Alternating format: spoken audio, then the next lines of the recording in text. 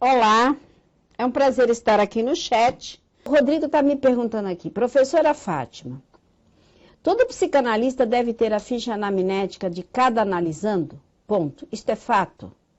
E as anotações durante a sessão devemos fazer? Olha, Rodrigo, sim. Primeiro, a ficha anamnética tem que ter de todos os pacientes, todos, porque suponhamos que, sei lá, o paciente vai embora, por alguma razão para a terapia e depois ele volta, né? E você tem lá os dados que, assim, nem sempre nós vamos nos lembrar, quer dizer, corretamente de todos os nossos analisandos, né? Então, se você tiver a ficha dos dados do paciente, é claro que você vai ter a oportunidade de lembrar melhor dos dados. Depois você me pergunta se eu devo anotar durante a sessão. Olha, no início de carreira é importante anotar, porque você ainda não tem treino, né? O psicanalista que já tem mais treino, como eu não anoto mais nada durante a sessão. Nada. Eu faço a ficha anamnética, às vezes demora 4, 5, 6 sessões escrevendo. Depois que eu terminei de escrever, mas eu tenho 40 anos de profissão. No início, eu escrevia tudo. Durante o estágio, você vai ter que fazer relatório.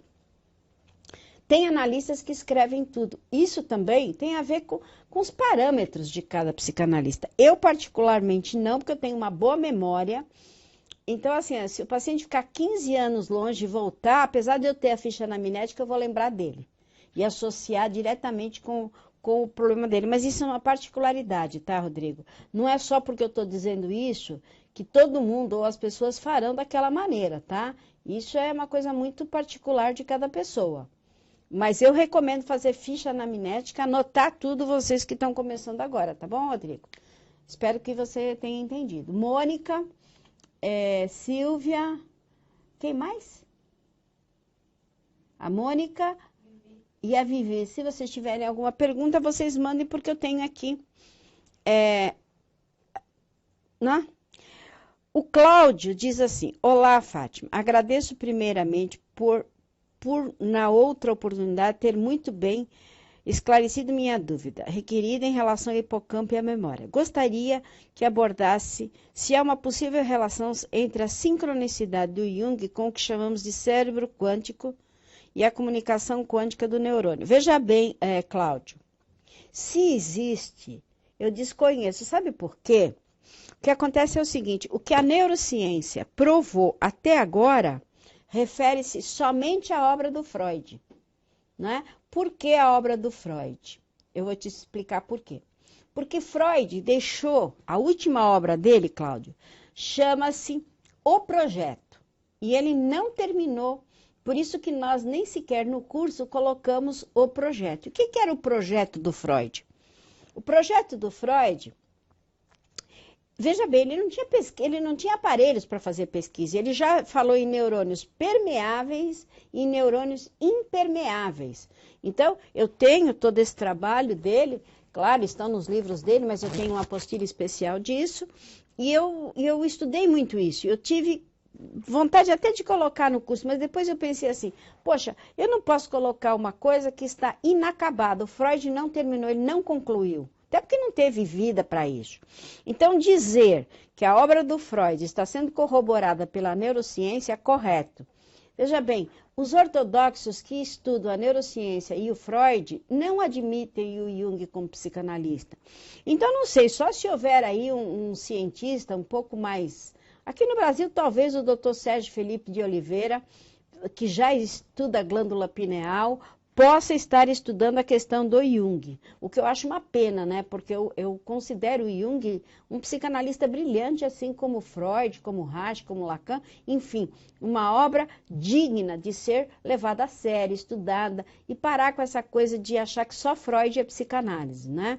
E dar o devido respeito e merecimento a cada autor. Cláudio, gosto muito das tuas perguntas, viu? Parabéns. Ângela, tem algum livro para que consigamos nos aprofundar em manifestações de sonhos latentes? Olha, exatamente sonhos latentes não, Mas se você quer o melhor livro de sonhos, é o livro que comemora os 100 anos de Freud.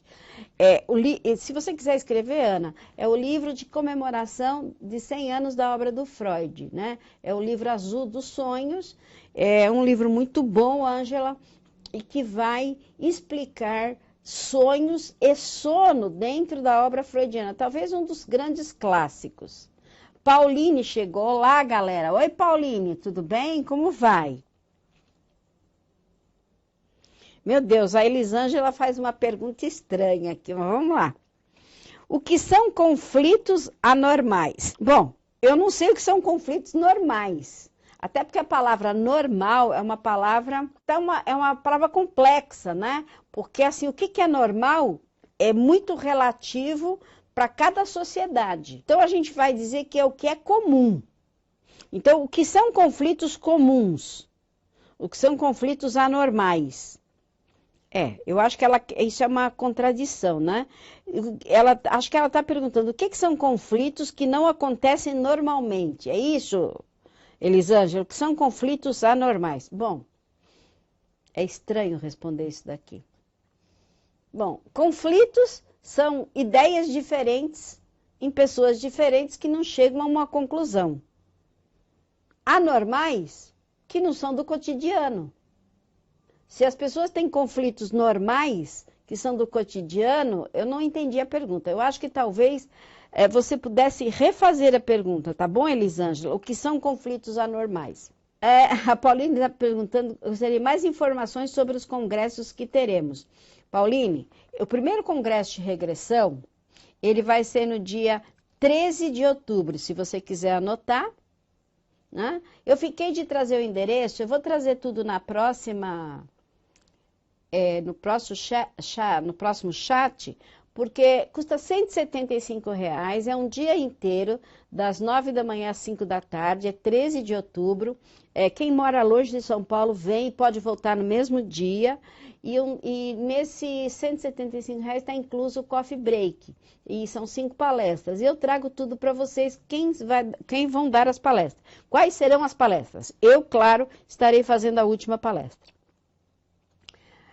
Mas eu te trago isso, se você quiser aqui o meu WhatsApp, eu vou te passar, porque aí você me cobra pelo WhatsApp, porque eu sou assim, não é que eu sou esquecida, eu tenho muito compromisso, e eu não gosto de ficar devendo compromisso. E aí, Pauline, você me manda uma lembrança lá no WhatsApp, que eu mando aí, depois eu trago a semana que vem, tá bom? Se vocês tiverem mais perguntas, Pauline, Vivi, entendeu, Rodrigo?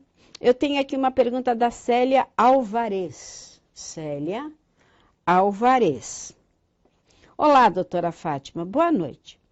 Gostei muito dessa forma de não se pegar a uma só escola de psicanálise, mas ver o todo e chegar ao senso comum, outra coisa.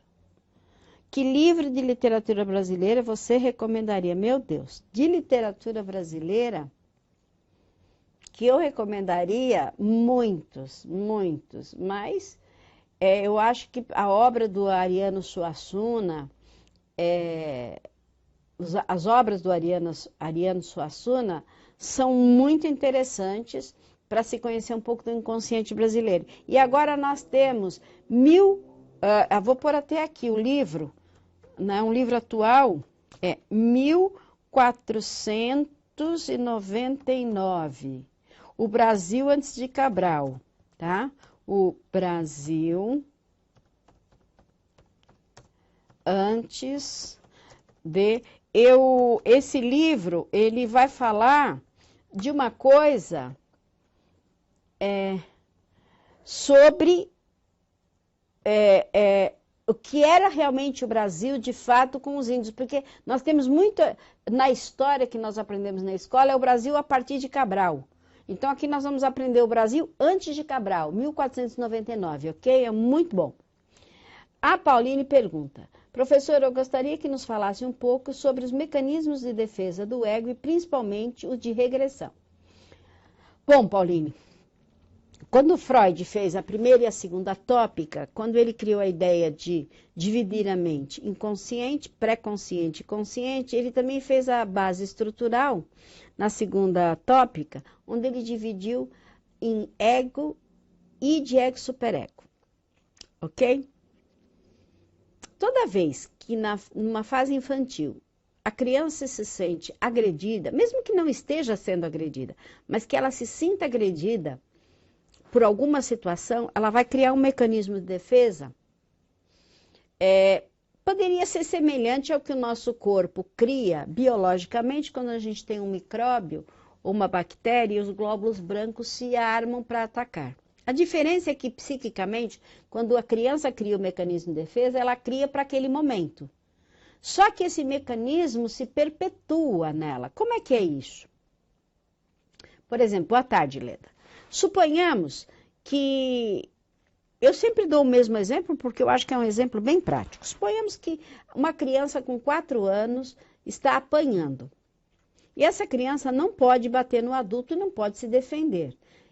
Ela pode estar pensando mentalmente assim: ah, pai, ou mãe, sei lá, se você está me batendo, eu só vou ganhar de você se eu não chorar. Então, essa criança está criando um mecanismo de defesa para não chorar, porque ela acredita que na fantasia dela, ela está ganhando do adulto. Essa cena passa, ela não apanha mais e ela vai para uma fase adulta sem conseguir chorar. Ou seja, o mecanismo, ele se mantém, porque o inconsciente repete. Então, o mecanismo, ele não se desfaz porque a situação foi embora, né?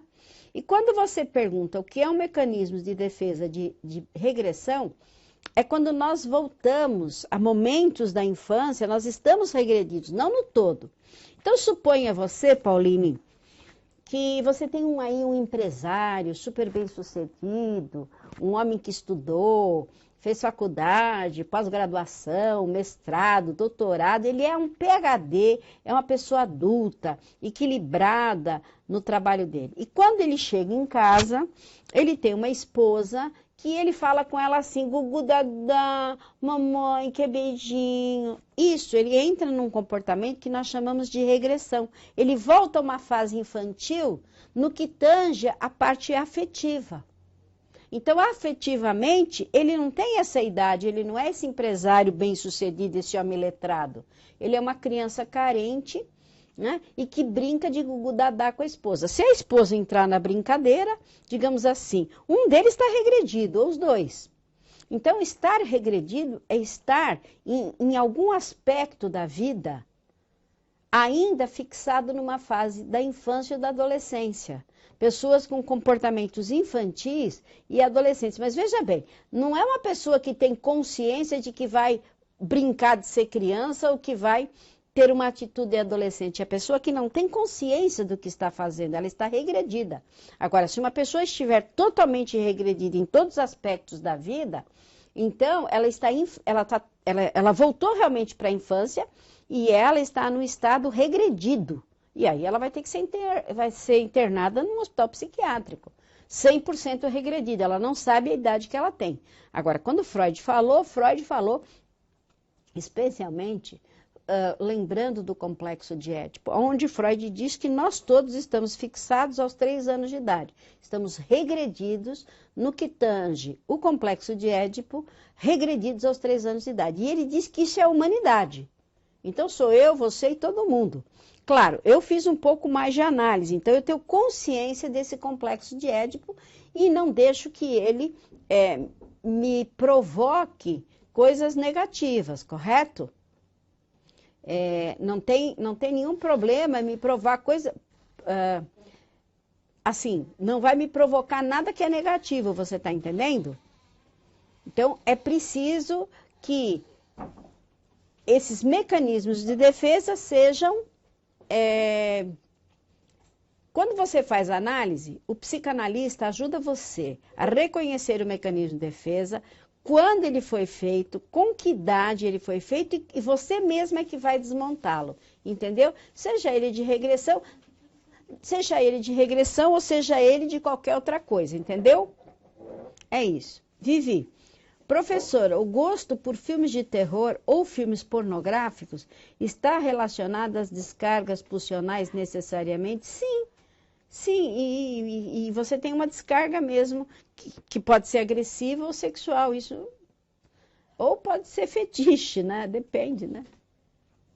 É meio relativo aí. Professor, o psicanalista pode realizar diagnósticos, Pauline? Pauline, pode. Poder pode, mas normalmente não serve para nada. Por que não serve para nada? Ele não precisa do diagnóstico para tratar. Não é como o psiquiatra que sem diagnóstico ele não medica. Porque se o psicanalista usar as técnicas, todas as técnicas da psicanálise, o paciente vai melhorar. De qualquer que seja a psicopatologia. Então, independe do diagnóstico, claro que eu estou falando de neuróticos. Psicóticos, paranoicos e esquizofrênicos não entram na minha resposta. Mas neuróticos e psiconeuróticos, como é a grande maioria, não necessitam de diagnóstico. Ele pode fazê-lo, mas não há necessidade. Apolino, o que está no inconsciente não se mostra, se repete. E o que o verbo repetir vem nos dizer, nesse caso, exatamente. Se o verbo for faça, ame, odeie, o inconsciente repete tudo. Porque o inconsciente, ele está num estado infantilizado, ele está no próprio id. A Marilete, gostei muito da primeira aula, mas gostaria de mais uma explicação sobre PNL. Não tem PNL lá, não. É que é assim, a programação neurolinguística em regressão e em psicanálise, nós não programamos as pessoas, aliás, nós desprogramamos. Então, assim, o que foi falado aquilo foi uma explicação que a PNL, ela não atinge camadas profundas do inconsciente. Então, ela não resolve os problemas neuróticos, ela apenas condiciona as pessoas. E nós não fazemos condicionamento, viu, Mariliette? Nós regredimos as pessoas. Ah, entendeu, né, Pauline? Que legal, que bom. Leda, tudo bem? Você tem alguma pergunta? A Marlene, às vezes vocês não mandam o sobrenome, mas tudo bem. Uma é Marilete, a outra é Marlene. Super aula, informações fantásticas. Gostaria de saber como conseguir pacientes online, forma de divulgação, como fazer, obrigada. Bom, Marlene, primeira coisa é saber se você está formada, né? Se você se formou. Eu posso até te dar umas dicas, mas eu te recomendaria procurar profissionais no YouTube que dão cursos baratos e ensinam as pessoas a se divulgar. Normalmente, as pessoas se divulgam por mídias, né? Mídias hoje da internet. Facebook, YouTube, Instagram, enfim. Você precisa aprender a fazer lives. Então, a live são pequenas falas que você faz sobre o seu trabalho. É importante que você tenha algum destaque, algum diferencial no seu trabalho, tá? Mas eu te recomendo procurar profissionais, porque eu não sou uma profissional de jeito nenhum. Isso é o pouquinho que eu escuto aqui dentro da SPPI e que me ensinam aqui dentro. Eu levei o maior tempo para aprender esse negócio de live, de ficar com o celular na frente e falar sobre os assuntos. Você veja, aqui eu tenho a Anabela, que está ali no suporte, ali atrás, fazendo tudo, porque eu sou psicanalista. Então, assim, nós sempre dependemos de pessoas que entendam. A Ana fez uma faculdade para entender sobre isso, né? Então, a gente precisa de profissionais que entendam isso. Nossa, agora a Pauline fez uma pergunta aqui. Professora, gostaria de entender a diferença básica entre Freud e Lacan. Meu Deus do céu! Eles não têm uma diferença básica, Pauline. Na verdade, o que acontece é o seguinte. Freud conhece e faz terapia nos seguintes psicanalistas importantes, no Jung e no Reich. Esses dois, o Freud conhece, faz terapia, briga e cada um cria a sua sociedade. O Lacan, o Freud já tinha morrido. Então, o que o Lacan faz? Ele reescreve um pouco da obra do Freud, faz algumas coisas que ele só muda de nome e cria algumas outras coisas, mas muito pouco. Né? Eu diria que o Lacan faz uma revisão na obra do Freud. A diferença é que, assim, o Lacan pouco escreve, são os alunos dele que escrevem. O Lacan tem uma linguagem dificílima, que é lacanês, precisa ter um professor que saiba da Lacan, porque ele faz uma revisão da obra de Freud e ele introduz a ideia, aliás, ele introduz algumas ideias aí interessantes. Uma delas é que o inconsciente se forma, é estruturado pela linguagem, pela semiótica. Ou seja, nós somos neuróticos porque precisamos falar, porque somos seres desejantes. E onde existe o desejo, existe a falta.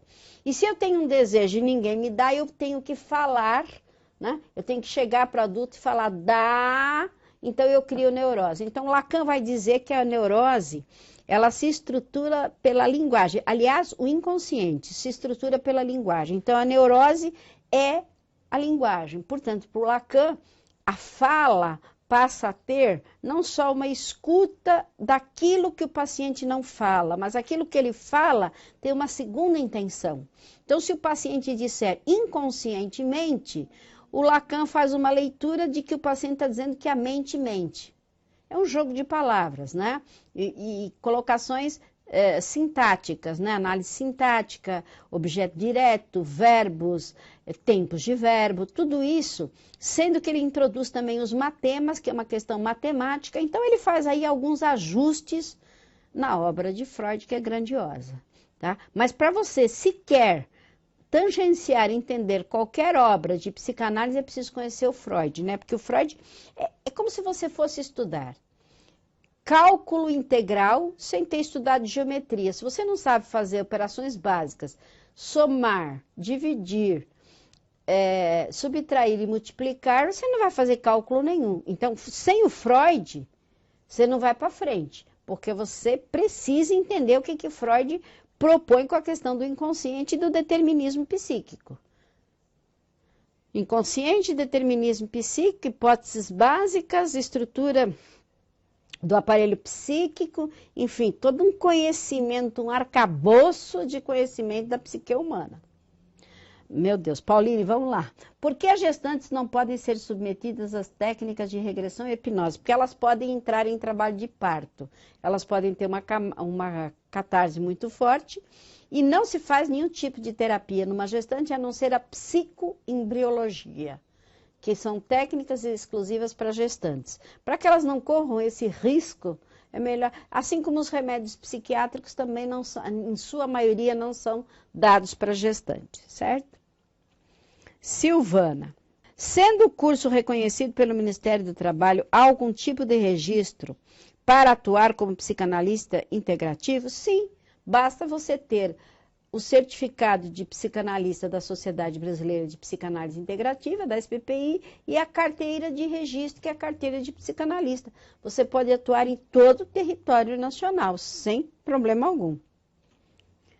Márcio, estou em dúvida quanto ao seguinte. Rodrigo, após formado, o que me autoriza a exercer a psicanálise? Ué, o que te autoriza? A tua formação, o teu certificado, como qualquer escola de psicanálise do Brasil, não precisa ser SBPI. Se você perguntar para alguém que fez qualquer escola, a psicanálise é livre. Então, qualquer um que tenha se formado no Instituto de Psicanálise pode exercer psicanálise no Brasil, não precisa ser integrativa. Eu não vou dar nome de escola aqui, porque não é ético, não fica bem, mas você pode se informar e perguntar para qualquer escola. O Márcio me diz o seguinte, ele está em dúvida. Visto que o estágio é supervisionado por um profissional da SBPI e o trabalho dele não está incluso no valor da parcela, quanto fica o valor deste trabalho? Como deve ser pago? Márcio, normalmente, qualquer escola de psicanálise que você faça, é muito difícil embutir o preço da análise no curso. Não sei se existe uma escola que faça, mas toma cuidado quando a escola faz, porque normalmente não, todas as escolas de psicanálise que eu conheço, você tem o valor do curso e o valor da análise. O que acontece é o seguinte, você começa a sua análise desde o início do curso. Quando você chega no segundo ano que você está fazendo um estágio, esse analista vai te supervisionar. Geralmente, como é que a gente faz? Se você tem 4 análises por mês, você faz 3 análises individuais e uma de estágio. Você embute no valor, entendeu? Dessas 4 análises. Porque você não vai precisar, se você vai estagiar 100 horas, você não vai ser supervisionado 100 horas. O estágio não é hora a hora. Por exemplo, se você faz 10, 12 consultas, você faz uma supervisão. Entendeu? Então, suponhamos que você pague X dinheiro para o analista. Quando for da supervisão, continua sendo o mesmo dinheiro, só que você subdivide. 3 análises individuais e uma análise de supervisão, tá? E quanto fica o valor desse profissional? Olha, na verdade você teria, visto que são 100 horas de estágio, será relevante essa informação, sem dúvida. O valor é tratado direto com o profissional, mas te garanto que são preços realmente compatíveis com a possibilidade de pagar o curso, até porque nós temos um dos cursos mais baratos e bons deste país. A Gislaine diz boa tarde. Boa tarde, Gislaine. Como vai? Tudo bem. Tem a Adriana. Adriana. Então, o que a Adriana diz aqui? Ela diz o seguinte. Tenho uma dúvida. Entendi que o que está no inconsciente está recalcado. Não nos lembramos. Se repete. Esse repete eu não entendi. O que isso significa? Significa o seguinte, Adriana. Bastante interessante sua pergunta. Vamos supor que você aprendeu lá na infância que você precisa ter educação. Você foi reprimida e os seus pais, a sua família ensinou você as normas, mas você tem desejos, que são os desejos do id, né? E aí você tem vontade de bater em alguém. E esse desejo fica recalcado. Mas no inconsciente, repetidamente, você tem vontade de bater numa pessoa. Isso não passa. O desejo será sempre repetido nesse recalque, porque nós recalcamos coisas que por alguma razão nós não queremos fazer, lembrar, sentir, mas o nosso desejo consciente não é percebido pelo inconsciente.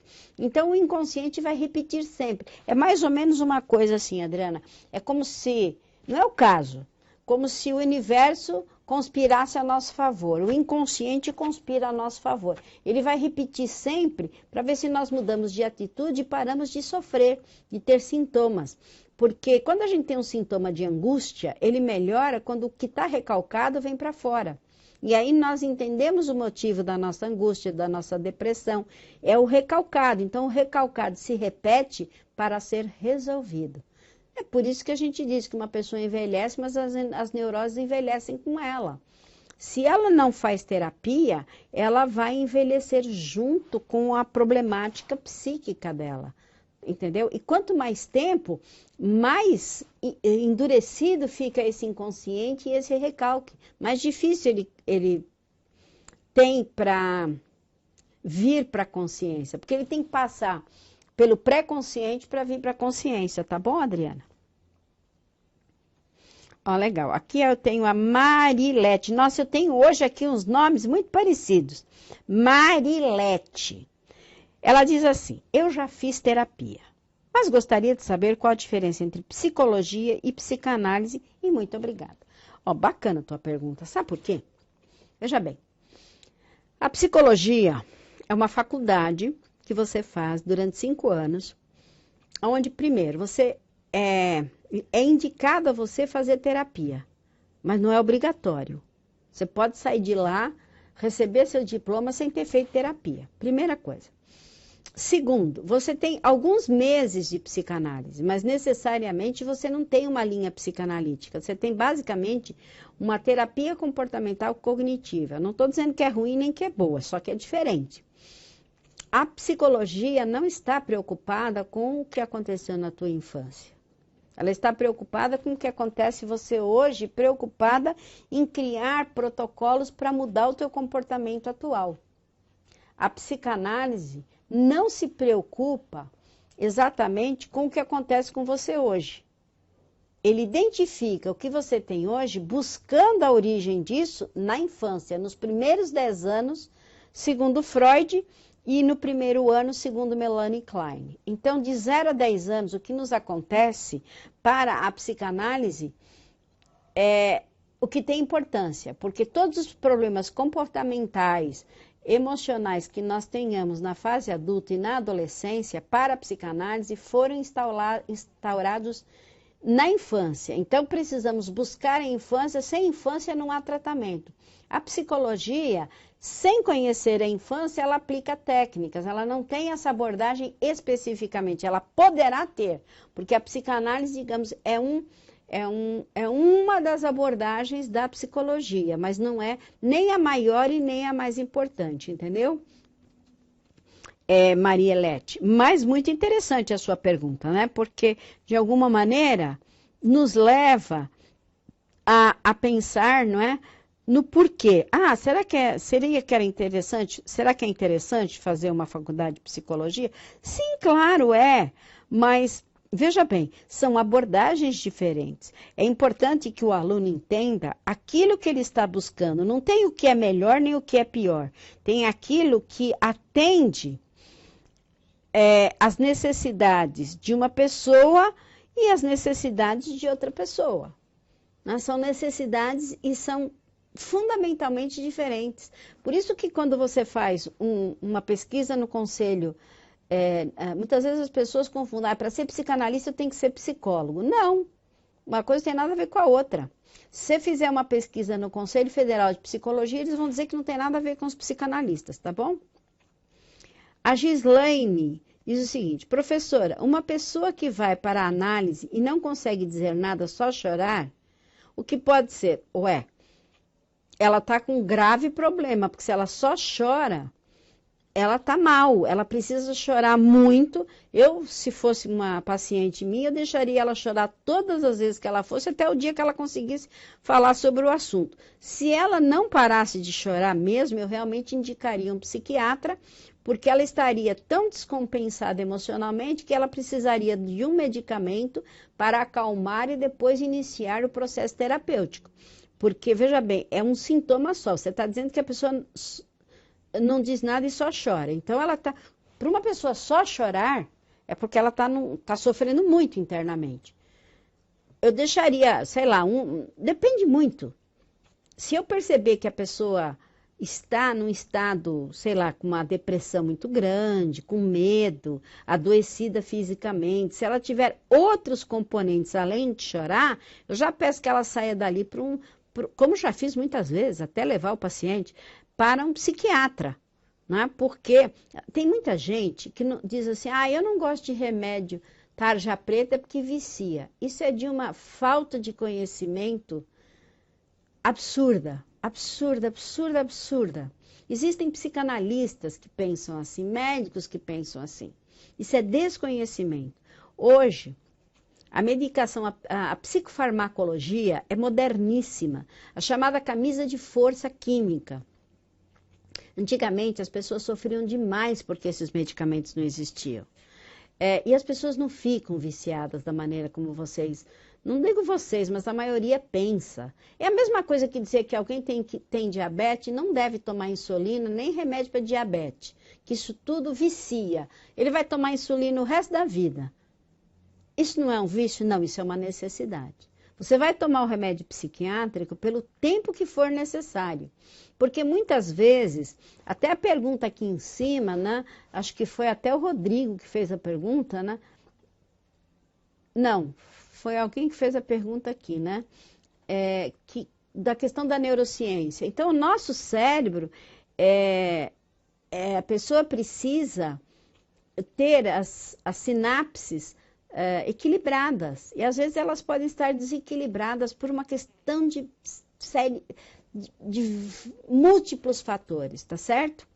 O Rodrigo diz assim, em momentos de choro incontrolados da parte do paciente, o terapeuta deve abraçar o paciente como Não, peraí, Rodrigo. Como maneira acolhedora ou oferecer apenas um lenço? Não, depende. Presta atenção. Se você está no início de uma terapia, você nem sabe o que essa pessoa tem, porque a Gislaine pergunta, eu imagino que seria a primeira sessão, né?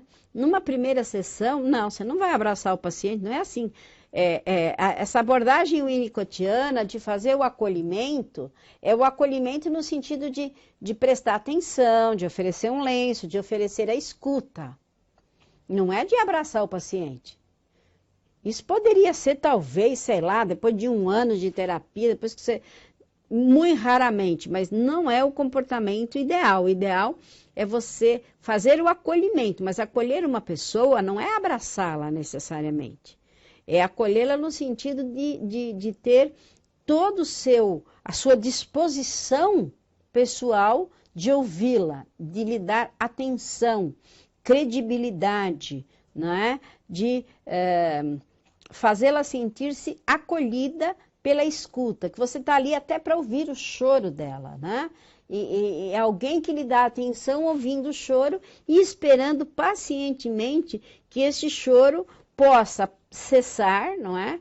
E fazer uma intervenção até dizendo se talvez não, se ela já foi ao psiquiatra, ou às vezes conversando com um familiar, se ela não conseguir parar de chorar, alguém que possa te explicar o que levou essa pessoa nessa condição. Né? Porque isso, pelo que... É que a Gislaine não me disse se isso seria, por exemplo, numa primeira consulta. Porque talvez eu também não expliquei tudo. Então, numa primeira consulta, nós não sabemos o que fazer.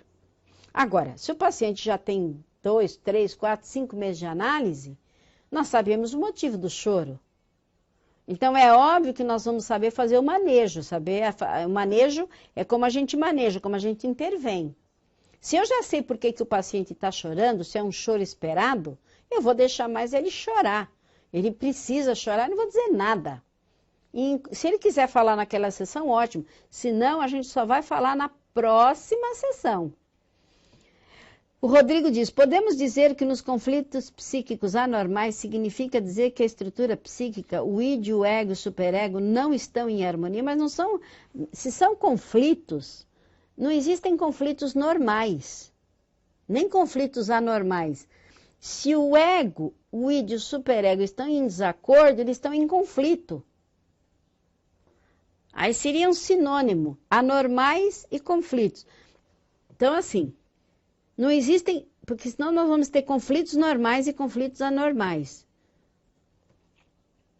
Nós podemos ter situações... conflituosas, comuns e não comuns. Tira esse normal daí.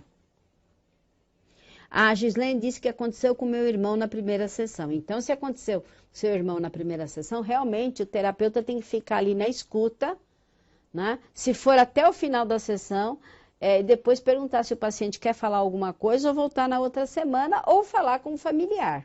Não sei como é que vocês fizeram e nem que idade tem seu irmão, né, Gislaine? E se era uma criança, um adolescente, um adulto, enfim, se foi num psiquiatra, se foi uma abordagem psicanalítica, psicológica, qual era a abordagem? Porque tudo isso conta. Vocês têm que entender que o psicólogo aprende na escola de psicologia como ele deve manejar e atuar. E o psicanalista aprende na escola de psicanálise como ele deve atuar e manejar. Muitas vezes são manejos diferentes e protocolos diferentes. Então, cada profissional vai fazer de acordo com aquilo que ele aprendeu. Não existe certo e errado. Existe o que dá certo e o que não dá. Né? Portanto, cada profissional será capacitado na medida daquilo que ele aprendeu e aplica como ele aprendeu, como ele estagiou, de acordo com o seu supervisor, com o seu analista, com os seus professores. Então, a Pauline falou, já assisti Freud Além da Alma e o filme do Jung. Ótimo, Pauline, é isso mesmo. O filme do Freud Além da Alma, ele vai dar um arcabouço do como é que o Freud chegou naquilo. E você já está fazendo terapia, Pauline? Porque quando vocês precisarem de terapia, normalmente eu indico um psicanalista, porque o aluno que faz curso online, mesmo quando ele mora em São Paulo, é porque ele já não ele tem um tempo restrito. Hoje eu estava ouvindo uma moça dizer para mim, olha, Fátima, eu moro em São Paulo, eu vou fazer o curso online porque eu tenho um bebê de 2 anos, então eu preciso fazer terapia online também, porque com uma criança de 2 anos não dá. Então, quem precisar de fazer terapia, também você está fazendo, né, Paulinho? Tá bom. O Rodrigo indica o Marcelo Jorge. Eu também indico o Marcelo Jorge, ele é muito bom e muito bom professor. Mas, enfim. Então, assim, toda vez que vocês precisarem fazer uma pergunta, vocês estão lá assistindo o módulo, manda para a SP, já anota a pergunta. Das duas, uma. Ou você manda para sbpi@sbpi.org.br, como eu coloquei aqui, ou você deixa para perguntar na segunda-feira no chat, né? A Paulinha disse que assistiu o filme Toque Toque e quase morreu de rir. Você sabe, Paulinho, que um dia desse eu costumo fazer terapia de grupo com os meus pacientes. Aí, outro dia, na terapia de grupo, eles falaram assim, nossa, Fátima, a gente pensou que você ia fazer que nem no toque-toque, que o analista não chega na hora que ele marca todos os pacientes no mesmo horário.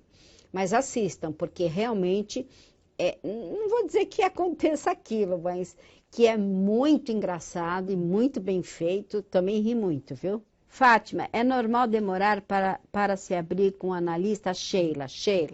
Sim, é normal, Sheila.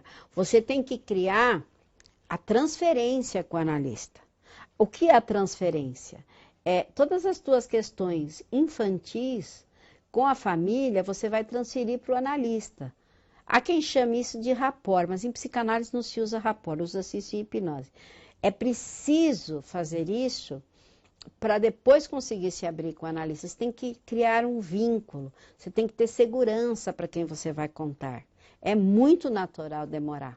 Eu já tive paciente que passou um ano, depois do ano o paciente virou para mim e falou assim, Fátima, eu queria te dizer que eu fui abusado. Você acha que isso é importante? Claro que é importante, mas era o tempo daquele paciente. Então, assim, o analista está formado e sabe disso. A Ana Rosa Betel. Professora, por questões financeiras, iniciei minha terapia só 9 meses depois de já ter iniciado meu curso, que agora está há 1 ano. Quando vou terminar minha terapia, já estou no 2º ano? Não, veja bem, a formação é uma formação continuada. O seu analista vai ver a hora que você pode começar o estágio, aí você vai terminar o estágio. Não precisa terminar tudo junto. Normalmente as pessoas não terminam nada junto. Elas começam o curso, a terapia, o estágio, a supervisão, depois vão fazer. Tem gente que já terminou tudo e só falta monografia. Então não fica preocupada, viu? Ana Rosa Betel, se você vai terminar em 2 anos. Às vezes é em 2 anos e 3 meses. Preocupe-se mais em ter uma boa formação, um conhecimento sólido, uma boa análise, um bom estágio. Isso vai te garantir o bom exercício da profissão mais do que o tempo. Não tem importância se não for exatamente em 24 meses, né? Você já investiu tanto tempo, e você falou por questões financeiras, então é uma questão de ter paciência. Você vai chegar lá, querida. Né? O brasileiro está todo com problemas financeiros e depois você vai adquirir uma nova profissão, que é ser psicanalista. Eu acho que você precisa ter um pouco de paciência, você vai conseguir, tá bom? É isso. Esperar mais um pouquinho aqui. Bacana as dúvidas que vocês têm. É bom se expor aqui, falar. Não tenha vergonha de fazer uma pergunta, achar que é boba. Não. Todas as perguntas têm que ser feitas, porque são dúvidas naturais. Né? A Ana Rosa disse que está grata. Eu que estou grata de você ter feito a pergunta, porque as pessoas têm vergonha de perguntar, sabe? E é normal, gente, não saber. Ninguém sabe tudo. Eu não sei tudo de Freud. Eu sei muita coisa, mas eu estou sempre aprendendo. Impossível alguém ser um banco de memória ambulante, né? Sabe tudo. Ninguém sabe tudo. A Paulinha disse que adora os chats. Eu também. Ó, e nós duas, eu também gosto, sabia? Gosto de ver as perguntas, de saber que vocês existem, que vocês estão aqui e que o Brasil pode contar com pessoas maravilhosas para curar as neuroses dos brasileiros. Isso é minha maior felicidade, Pauline, que os brasileiros contem com pessoas tão boas de coração e de índole para tratá-las de sofrimentos tão agudos, tá bom? Vocês estão de parabéns por estar fazendo um curso de psicanálise. Vocês sabem que a primeira pessoa de uma família a vir para terapia é a menos neurótica. Aqui não vem, não tem solução. Gente, amei fazer o chat. Até segunda-feira. Yes!